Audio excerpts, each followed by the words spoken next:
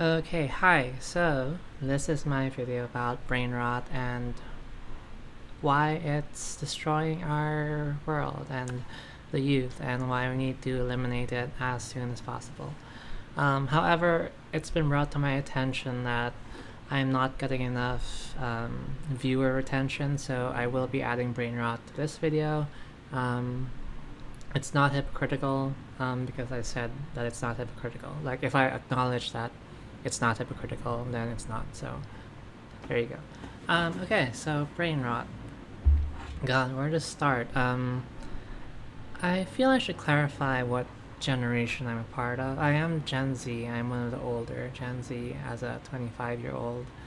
Um, and that does actually mean that I grew up alongside YouTube, essentially, which I think YouTube came out in 2005 or 2006, and I was already watching YouTube at that age. And I certainly can't say that brain rot didn't already exist back then. I've already talked before about Half-Life and my relationship to Half-Life. If you searched up Half-Life in 2006, 2005 YouTube, what you get is Gmod brain rot, and I kind of had my brain probably changed irrevocably because of Gmod brain rot. So I'm just saying all this to acknowledge that every generation, it seems like, has had their own form of what the older generations would term brain rot. And yet, despite that, they would go on and look at the next generation and say, wow, look at what you're watching.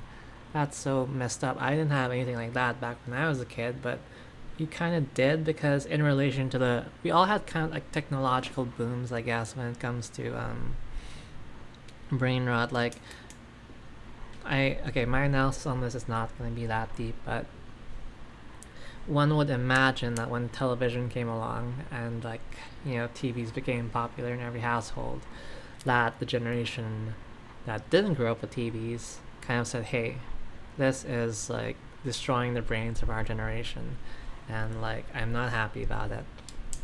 Likewise, the generation before mine probably would have said, oh, yeah, this YouTube thing, this internet thing, is destroying your brain. Like, whatever happened to fucking watching TV shows? Now you need this like newfangled YouTube and dig.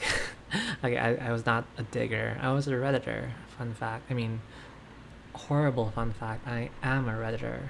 My Reddit account's really old. If you can find it, like, good on you. And now, we've got Gen Alpha slash younger Gen Z who are having their brains formed by the brain rot of their generation, which, as we all know, is what, fucking TikTok and Skibbity Toilet. I am going to say, however, that technology has trended towards making our brains worse in general. I mean, I've already talked about how I believe strongly in the concept of digital minimalism, hence my Kindle over here, which I've talked about, my succeeding attempts at reducing my screen time on my phone, which I'm quite proud of, to be honest. It's just the problem with how easy it is to get that dopamine hit off these devices. It's not healthy for the brain. It's like consuming sugar 24/7, but for your brain. And it's not how we were built. It's not what we were evolved to do. Um, I actually think that we would benefit largely not just from cutting out. Actually, the title of this video is going to be the problem with brain rot addiction. So I should actually talk about the problem of brain rot specifically. So what is the problem of brain rot? Well, ideally, we should be getting our dopamine boosts from kind of working hard at something and achieving something that is worthwhile.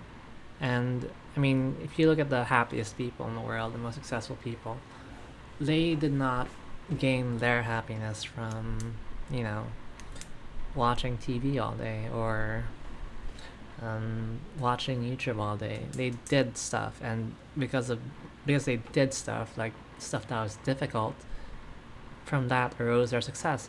Not that the alternative to brain rot is, okay, so let me just laser focus on success now and like work on fucking increasing my net worth, because that's not quite what I'm advocating for. In fact, it's arguably the same problem. It's a hyper focus on the rewards. So you got like TikTok, right? You tap the video, you see something funny, and your reward is, you know, that dopamine hit. Oh my god, that was funny. Maybe you laugh a little bit. More likely, you exhale through your nose, very slightly, and so that's your reward. The thing is, though, if you go to the opposite end of that spectrum and you become hyper focused on achieving very difficult goals, like let's say, I don't know, become a CEO of a company that you found, it has the same problem in that you're relying on external goals for your happiness. Like, once I achieve this, I will then become happy. However, as we've kind of seen through various studies, just take my word for it, I can't cite them right now, but they're out there.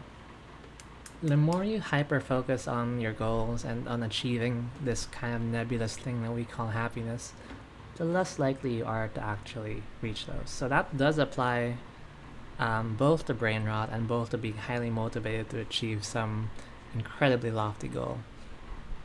The more you focus on the reward, the less likely you are to get it. In fact, the best way to go about your life is not to focus on the rewards. It's about kind of getting into the flow of the process. We've all felt that flow state, right? Where you're working like deeply in some project or something, and you feel like you're in the Matrix, and you're just like, ooh, let's do this and this and this. That's kind of like the best thing in the world. It's not, you know, achieving something or feeling happy because you watch this really funny TikTok. So that's kind of what we have to cultivate. The difference between being highly motivated to achieve a really crazy goal and consuming brain rot is that it's just a lot easier to fall into the trap of obsessing on the reward with brain rot because of how easy it is. You just have to press the button and you get your reward. It is the same problem though with being highly motivated. It's just it takes you longer to get there. So why am I saying don't be motivated? Kind of.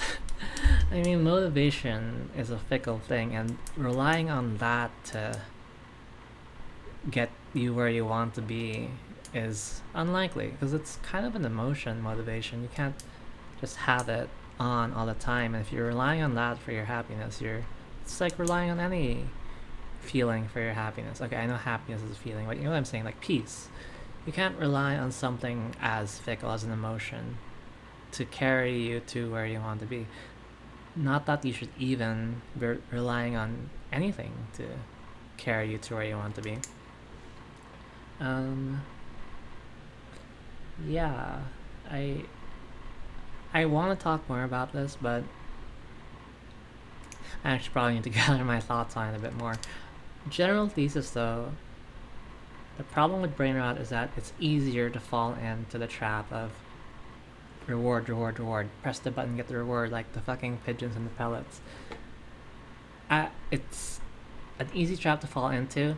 However, I should note that it's the same trap that you would fall into even if you're trying to achieve a goal that's supposedly, you know, more worth your time. It's about the mentality you have going into it. It's about the how, largely, and we'll talk about that more in the future. But for now, let's probably cut it because this video's getting too long, and I think the joke has probably run its course. So, yeah, goodbye. Have a good one. Oh, and a shout out to my new subscribers, because 6 subscribers is kind of crazy. So, yeah. Thanks, and bye.